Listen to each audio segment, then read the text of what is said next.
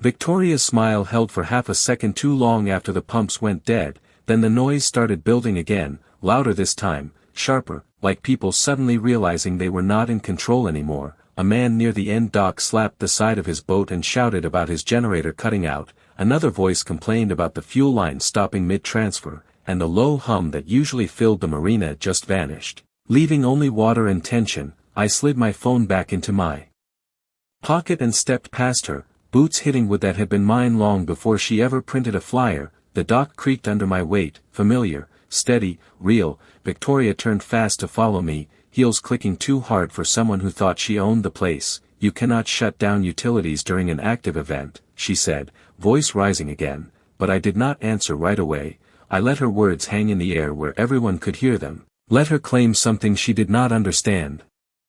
That was her second mistake. I stopped beside the main control post and rested my hand on the weathered metal box that held the manual overrides. The paint was chipped, edges worn smooth from years of use. My father used to keep a wrench tucked inside the side panel, said electronics fail but steel does not. I could almost feel that memory sitting there with me. One of her hired dockhands stepped closer, uncertain now. His shirt still had the tag crease from being new. He glanced at Victoria, then at me, then at the dead pump behind him. "Ma'am, they are asking if we should start refunds," he said, quiet but not quiet enough. That word moved through the crowd like a ripple. Refunds. People started pulling out phones, checking apps, talking faster, sharper. A yacht captain leaned over his console and asked if the exit channel was restricted. I heard the word restricted twice more from different directions. That was when the real shift happened. This was no longer a party, this was a problem. Victoria's jaw tightened. Her eyes flicked toward the gate behind her,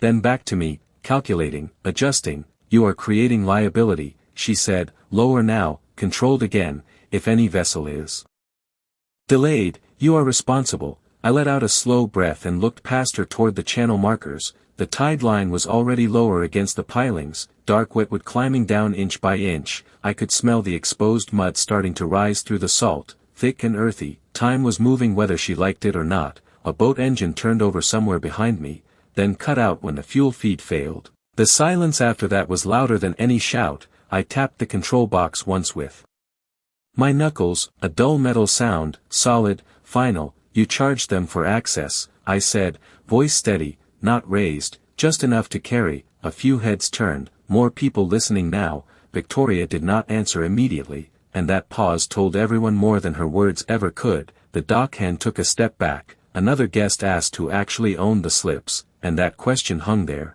heavy, dangerous, because now it mattered. I shifted my stance and faced her fully for the first time since.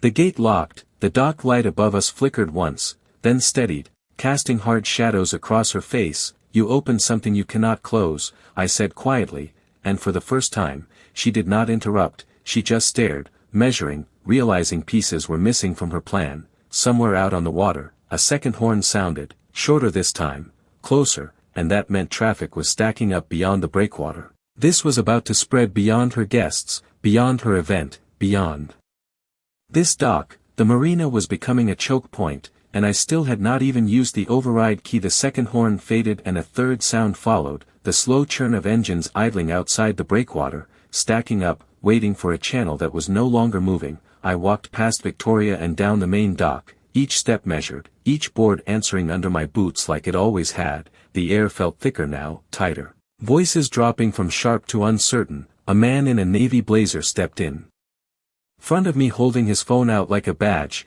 "I paid for a premium slip tonight," he said, trying to keep control in his voice. The screen showed a receipt, clean, polished, branded with Langford Coastal Living, not the marina, not my name. I glanced at it for half a second, enough to confirm what I already knew, then kept walking. He turned to Victoria immediately, asking louder now who actually ran this place. Another guest joined in, then another. The word "paid" started echoing across the dock. Not celebration anymore, not status, something else, something closer to concern. I reached the end of the fuel pier and rested my hand on the main valve housing, cool metal under my palm, solid.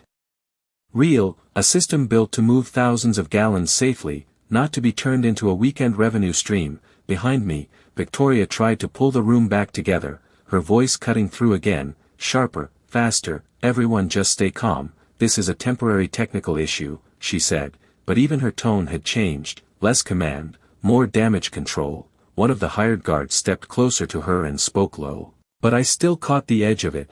They are asking about permits, he said. That word landed harder than anything else so far. Permits, not decorations, not parties, something official, something that could not be smoothed over with a smile. Victoria's head snapped toward him, then toward me, and for a moment she stopped pretending. I could see the calculation breaking, pieces shifting. Her eyes flicked again to the banner, to the guests, to the dead pumps, to the locked gate. She was counting exits and finding none. A woman on the upper deck of a large cruiser called down that her charter schedule was being delayed. She said the word charter twice, slower the second time, like she wanted everyone to hear it. Commercial use, not just a party. That detail spread faster than the rest, a ripple turning into a current. I tapped the valve housing lightly, not opening it, just enough to make the point. Systems like this did not belong to events, they belonged to operators, to licenses, to people who signed their names on lines that mattered. Victoria took a step toward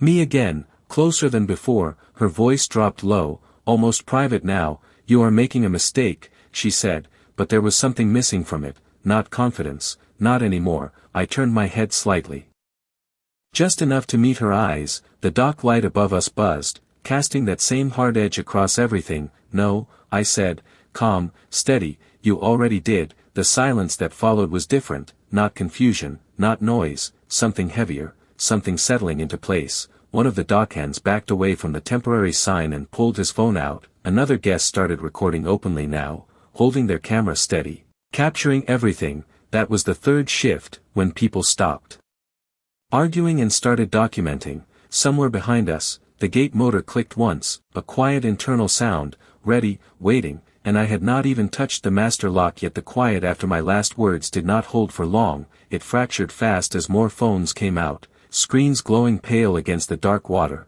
people stepping back, giving space without realizing they were doing it. The kind of space that forms when control slips away. Victoria noticed it too. Her shoulders tightened, her posture shifting from command to containment. Put your phones down, she snapped at no one in particular, but no one listened. A man near the center dock turned his screen toward her, showing a transaction confirmation, his voice steady but sharper now. You charged us for regulated docking, he said, each word landing heavier than the last. Another guest repeated the phrase, regulated docking, louder this time, like it needed to be heard by everyone. That was when the crowd changed again, not just frustrated now, informed, aware that something bigger sat underneath this moment. I stepped away from the valve housing and moved toward the central walkway, my boots echoing in a rhythm that cut through the scattered voices. The marina lights hummed overhead, casting long reflections across the water, broken lines that shifted with every small wave. Victoria followed again, but slower this time, measuring distance instead of closing it. She glanced toward the security guard, then toward the temporary sign, then back at me, always recalculating, always trying to find a version of this where she still held control. You are overstepping, she said, her voice controlled but thinner now. This community has shared access rights. The word shared hung in the air, fragile, uncertain. I stopped at the junction where three docks met, the point where everything branched out, slips, fuel, channel access, all of it tied together under one system, my system. I turned slightly so more of them could see me, not performing, not raising my voice, just present. Then show me where, I said, simple, direct. And that question did something her orders could not. It forced a gap, a pause where proof should have been. Victoria opened her mouth, then closed it again, just for a second, but it was enough. A woman on a nearby yacht leaned over her rail, her tone no longer polite. We need to leave before the tide drops further, she called out, and the word leave echoed across multiple boats now. Engines tried again, sputtering without fuel, frustration building into urgency. The marina was no longer just crowded, it was stuck. And stuck meant risk, not dramatic, not immediate, but real. Expensive, spreading. I reached into my jacket and pulled out a small metal key, dull, worn, nothing impressive to look at, but the kind of thing that did not get copied or handed out. I held it loosely between my fingers, letting it catch the dock light for just a second. Victoria's eyes locked onto it immediately. she recognized what it meant even if she did not fully understand it: manual override, not software. Not something she could argue around, something physical, final. One of the dockhands whispered to another, both stepping back again, creating more space around me without being told. The marina felt wider and tighter at the same time, like everything was holding its breath. Victoria took one more step forward, slower than before. Careful, we can resolve this, she said, but the confidence was gone, replaced with something close to negotiation. I looked past her toward the gate control post at the far end. The red lock light still steady, still mine, then back at her. The water slapped softly against the hulls, steady, patient. You already made it public, I said quietly, and the word public did more damage than anything else so far, because now it was not just between us. Not just an argument on a dock, it was exposure, it was records, it was everything that followed when people started asking the right questions. Somewhere behind us, a siren began to rise in the distance, faint but unmistakable, and no one on that dock could tell yet who it was, for the siren grew louder and sharper, cutting through the dock like a warning no one could ignore. Heads turned toward the shoreline where blue and white lights began to flicker between the palm trees, not fast, not rushing, but steady, deliberate, the kind of arrival that meant someone had already made a call that mattered. Victoria's eyes snapped toward the sound, then back to me, her control slipping in small visible cracks. You called them, she said under her breath, not loud enough for the crowd, just for me. I did not answer. I let the silence sit between us again, heavier this time, because she already knew the truth was not in what I said. It was in what was about to step onto this dock, behind us. Voices shifted again, lower now, more cautious. A man in a white shirt started explaining to another guest that if this was commercial docking without permits it could trigger fines. He did not finish the sentence,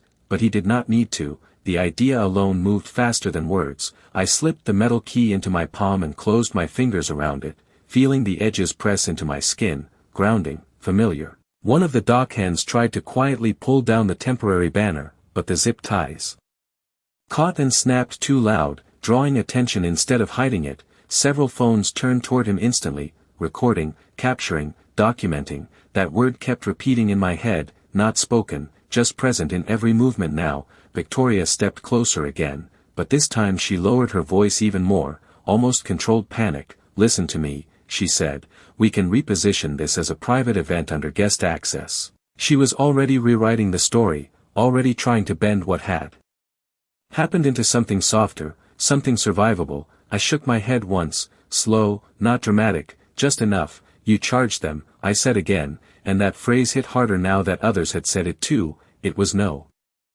longer my claim, it was shared, echoed, verified in real time by screens and receipts and voices. A woman near the fuel dock called out that her card had been billed under a business account. She sounded confused at first, then certain. Another guest confirmed the same thing. Two more voices followed, the pattern forming in front of everyone, not hidden, not abstract, clear, repeatable, real. The siren was close now. Just beyond the parking lot, gravel crunching under tires, doors opening, the faint static of a radio cutting through the night air. Victoria straightened instinctively, posture snapping back into something practiced, something she could use. She smoothed her hair, adjusted her stance, preparing to meet authority with authority. But this time it was different. This time the stage was not hers. I turned slightly toward the entrance ramp, where the dock met land. Shadows moved there, figures stepping into the light one by one. Measured, unhurried, a clipboard appeared.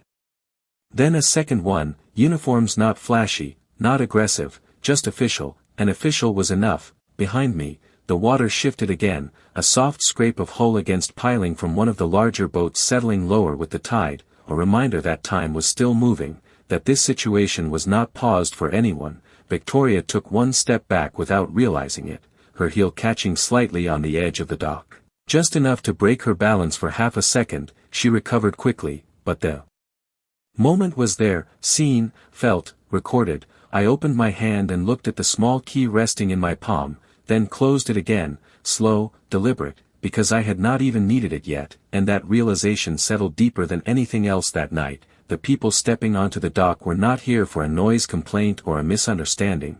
They were here for something that had already crossed a line. And Victoria was just starting to understand how far she had stepped over it the first Uniformed officer stepped onto the dock and the entire marina seemed to shift around that single step, not louder, not chaotic, just tighter, like everything snapped into a new shape. His boots made a dull sound. Against the wood, steady and controlled, a second officer followed with a clipboard already in hand, scanning, not reacting, just observing, and that calm carried more weight than any shout had earlier. Victoria moved toward them immediately, posture straight, voice ready. "Officer, this is a private HOA event and we are dealing with a temporary disruption," she said, smooth again, practiced. Trying to reset the narrative before it fully formed, the officer did not answer right away. He looked past her, across the dock, at the dead fuel pumps, the temporary banner, the cluster of boats tied too close, too tight. Then his eyes landed on me for a second, not long, just enough to register presence, control, context. He nodded once, small, almost invisible, then turned back to Victoria. "Who is responsible for operations here tonight?" he asked, simple, direct. And the question landed harder than anything else so far. Victoria opened her mouth immediately. "The HOA overseas," she started. But the officer raised his hand slightly, not interrupting, just pausing her. "Operational control," he clarified, slower, and that distinction cut clean through her answer. A few people nearby leaned in, listening closer now. The dockhand who had tried to remove the banner stepped further back, almost out of sight. I stayed where I was, one hand resting near the control post, not moving, not stepping forward, just letting the moment unfold. Victoria hesitated for half a second, then adjusted. "We coordinated access for residents and their guests," she said, careful with the wording now, choosing each word like it might be recorded, because it was. "Phone still up, still watching." The officer glanced at the clipboard, then back at her. "Are you licensed for commercial docking or fuel distribution under event conditions?" he asked, and that question dropped like a weight into still water. No one spoke for a moment. Not even Victoria. The air shifted again, colder somehow, more defined. A man behind me whispered something about liability, another mentioned insurance under his breath. The pieces were lining up without anyone needing to explain them. Victoria forced a smile that did not reach her eyes. "This is not a commercial operation," she said, but the confidence was gone, replaced with something thinner, something that sounded like it needed to be true instead of knowing it was. I could feel the metal key still in my hand, pressing into my palm, unused, unnecessary so far. The officer turned his head slightly and looked at the banner again, then at the receipt still visible on several phones, then at the idle boats filling every slip. "Then explain the charges," he said, calm, flat, and that was the moment the structure she built started to crack in front of everyone, not dramatically, not loudly, just visibly. A guest stepped forward and held up his phone, showing the payment confirmation. Another did the same, then another, the pattern undeniable now, repeated, documented, real. Victoria's gaze flickered from one screen to another, her control slipping in fragments. She took a breath like she was about to speak again, to reshape it, to redirect it, but nothing came out right away. Behind us, the water shifted again, a deeper scrape this time as one of the larger boats settled further with the falling tide, a reminder that time was still moving forward no matter what she said next. The officer marked something on his clipboard, slow, deliberate, and that small motion carried more finality than any argument on this dock. Victoria finally spoke, softer now, almost measured. "There may have been a misunderstanding in how access fees were processed," she said, but even as the words left her mouth, they sounded incomplete, like they could not carry the weight of everything already seen, already heard. The second officer stepped closer to the control post and glanced at the shut fuel lines, then at me, then back to the first officer. A silent exchange, quick, professional, the kind that did not need explanation. And in that moment it became clear this was no longer something she could talk her way out of. The marina was not just a backdrop anymore, it was evidence, and every system she touched was about to be examined. The officer's pen moved again across the clipboard and that small scratching sound cut through the dock louder than any voice, final, deliberate, the kind of sound that meant something was being written down that could not be taken back. Victoria saw it too, her shoulders tightened, her chin lifted just slightly as she tried to recover ground that was already gone. "We can correct any billing discrepancies immediately," she said, quicker now, her words stacking too fast, trying to outrun the moment, but the officer did not look up. He kept writing for another second, then closed the clipboard halfway and met her eyes. "This is not about correcting a charge," he said, calm, even, and that sentence settled across the marina like a line no one could cross. A few guests shifted where they stood, some stepping back toward their boats, others staying exactly where they were, phones still raised, capturing everything. The second officer moved past Victoria without asking and stopped beside the control post, his gaze moving from the shut fuel lines to the locked gate indicator in the distance, then back to me. Not questioning, just confirming. I gave a small nod, nothing dramatic, just enough. He turned back to his partner and spoke quietly, but the words carried. "Gate is locked from primary control, fuel systems manually shut," and that confirmation changed the shape of everything again. Now it was clear, not assumed, not argued, defined. Victoria's voice came sharper this time, cutting through the growing silence. "You cannot allow him to restrict access like this," she said, pointing toward me.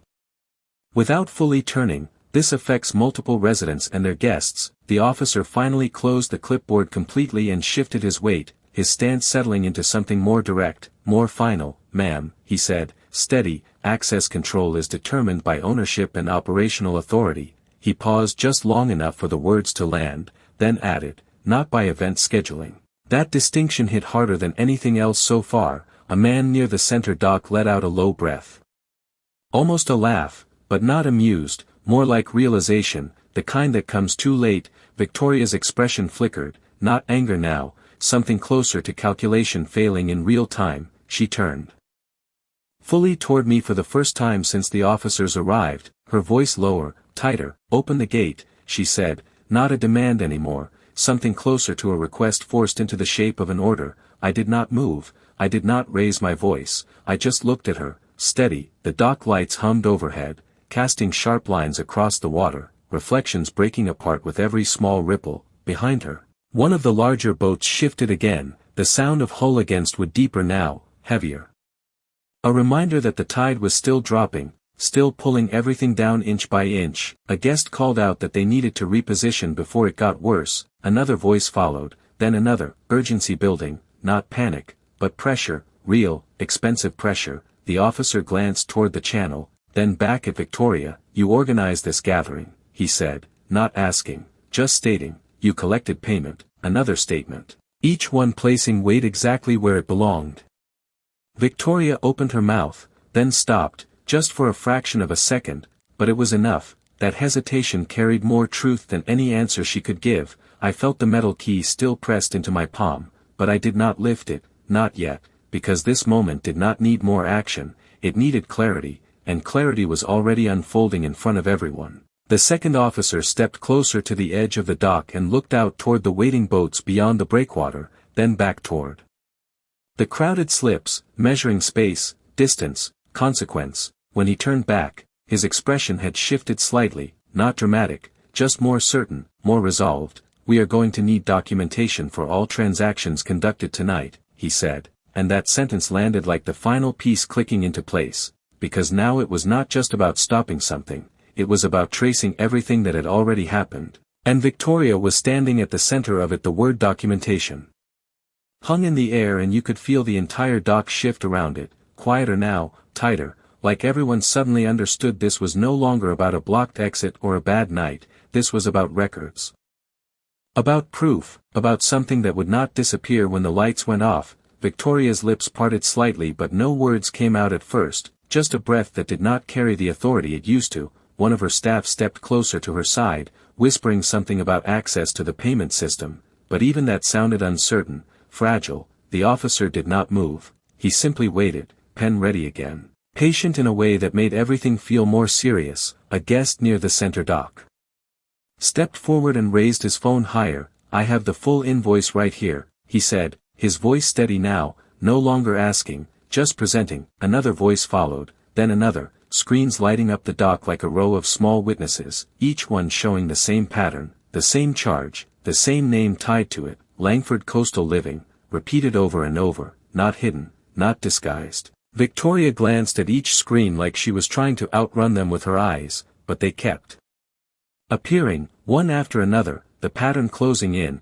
I stayed where I was, the control post solid at my side, the marina lights buzzing faintly overhead, the water below darker now as the tide continued to pull back, exposing more of the pilings inch by inch, a slow reveal that mirrored everything happening above it. The officer extended his hand slightly toward one of the guests. "May I see that?" he said, calm. And the phone was placed in his hand without hesitation. He studied it for a moment, scrolling once, then again, not rushing, not reacting, just confirming. Beside him, the second officer began noting vessel registration numbers, moving methodically from one slip to the next, his flashlight beam cutting clean lines across hulls and registration decals, collecting details that could not be argued away later. Victoria saw it and her composure cracked just enough to show a flicker in her eyes, a quick glance toward the parking lot like she was calculating distance, options, timing, but there was nowhere to go that would undo what had already been recorded. "This is being misinterpreted," she said finally, her voice tight, controlled, but thinner now. "These are convenience fees, not commercial charges." The words sounded practiced but incomplete, like they had worked before in smaller rooms. "Not here, not now." The officer handed the phone back and looked at her again, steady, unreadable. "Then you can provide the classification and authorization for those fees," he said, simple, direct, and that request carried more weight than any accusation, because it required something she did not have ready, a document, a permit, a line of authority that matched what she had done. The dock felt still again for a moment, not silent, but waiting. I shifted my weight slightly and looked out toward the channel, the boats beyond the breakwater still holding position, their navigation lights blinking steadily in the distance, waiting for access that had not yet been restored. Behind me, one of the larger boats gave another low scrape against the piling, the sound deeper now, heavier, reminding everyone that time was still pressing forward, that this situation was not paused for explanations. Victoria took a breath like she was about to speak again, to reshape it, to redirect it one more time, but the officer spoke first.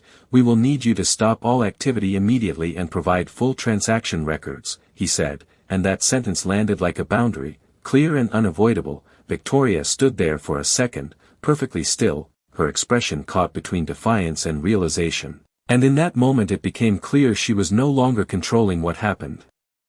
Next, Victoria did not move when the officer finished speaking. She just stood there with that same controlled posture, but the control was gone now, hollowed out, visible in the way her shoulders no longer held steady under the dock lights. The marina felt different again, not tense, not chaotic, something quieter, like the moment after a storm when everything is still standing but nothing feels the same. One of her staff finally stepped away from her completely, phone in hand, already pulling up whatever system they had used. No eye contact, no waiting for instruction, just compliance. That shift was small but final. The officer watched it happen without reacting, then turned slightly toward me.